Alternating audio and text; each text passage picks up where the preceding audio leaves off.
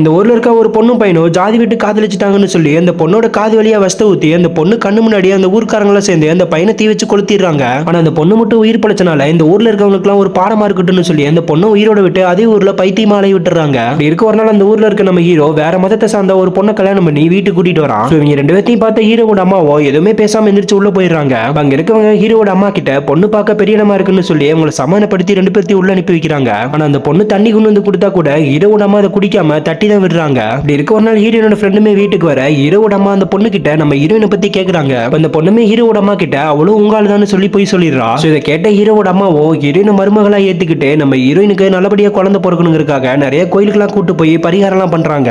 இப்ப ஹீரோயினும் ஹீரோட அம்மாவும் மார்க்கெட் போயிட்டு வரும்போது ஒருத்தவங்க ரெண்டு பேர்த்தையும் பார்த்துட்டு அந்த பொண்ணு பத்தின உண்மையெல்லாம் அந்த ஊர்க்காரங்க கிட்ட சொல்லிடுறான். அந்த ஊர்க்காரங்களும் ஹீரோட அம்மா கிட்ட இதை பத்தி சொல்ல அந்த அம்மாவும் வேகமா வீட்டுக்கு வந்து ஹீரோயினோட சர்டிபிகேட் எடுத்து பார்த்து ஹீரோயினை பத்தி எல்லாமே கண்டுபிடிச்சிடறாங்க.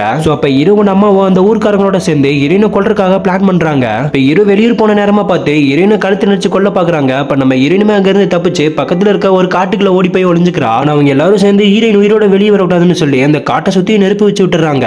அப்பன்னு பார்த்து கரெக்டா ஹீரோயினுக்கு பனிக்கூட உடஞ்சு குழந்தையுமே இறந்துதான் பிறக்குது. இப்ப அவனுக்கு அங்க இருந்து போனதும் அந்த மனநல பாதிக்கப்பட்ட பொண்ணு அந்த இடத்துக்கு வந்து ஹீரோயினை காப்பாத்திட்டு ஹீரோயினுக்கு பதில் தான் உயிரை விட்டுறா. இப்ப ஹீரோமே அவங்களை பழி வாங்கணும்னு சொல்லி முடிவு பண்ணி அந்த கவுன்சிலர் அவர் ஒய்ஃபை கூட்டிட்டு பிரசவத்துக்கு வரும்போது அவரோட குழந்தைய எடுத்துட்டு ஒரு கீழ்ச்சாதி குழந்தைய அந்த இடத்துல வச்சிடறான். இப்படி 25 வருஷம் கழிச்சு உங்க கூட இருக்கிறது உங்க பசங்களே இல்லைன்னு சொல்லி ப்ரூஃபோட டிஎன்ஏ சர்டிபிகேட் அனுப்பி வைக்கிறான். இதை பார்த்தோன்னே இவங்க ரெண்டு பேருக்கும் என்ன பண்றதுன்னு தெரியல. இது தெரியாதவங்க ரெண்டு பேரும் அவங்க பசங்க ரெண்டு பேர்த்தையும் அவங்களோட கட்சி தலைவராகவே ஆக்கியிருப்பாங்க. இந்த மூவியை நீங்க ஆல்ரெடி பார்த்திருந்தா மறக்காம உங்களோட கருத்தை கமெண்ட்ல சொல்லிருங்க.